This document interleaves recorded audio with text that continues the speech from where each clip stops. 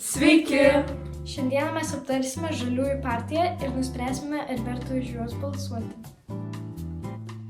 Aptarkime jų 5 pagrindinius nuostatus. Jie skatina: 1. Naudotis ekotransporto priemonėmis. 2. Daugkartinį vartojimą. 3. Kokybišką švietimą. 4. Uždrausti miškų kirtimą. 5. Panaikyti nesąžiningą mokesčių lengvatą. Pagrindinės 3 kandidatės yra: 1. Ieva Budraitė, Žaliosios politikos instituto direktorė. 2. Daktarė Inga Popovaitė, mokslininkė ir feministė. 3. Daktarė Helga Marija Kauzonė, direktorė valdymui ir infrastruktūrai. Kodėl verta balsuoti už Žaliųjų partiją?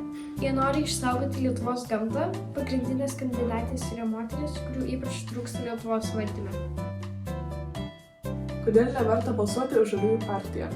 Pateiktos nuostatos atrodo puikios, tačiau jie neturi pateikto plano, kaip viską įvykdys. Partijos nariai turi daug neapmokėtų mokesčių. Mūsų atžvilgiu už Žaliųjų partiją balsuoti neverta. Mūsų nuomonė, prieš balsuojant reikia sužinoti partijos vertybės ir svarbiausia, ar jie turi planą įgyventinti savo pažadus. Štai ką mes manome apie Žaliųjų partiją. Ačiū už jūsų dėmesį!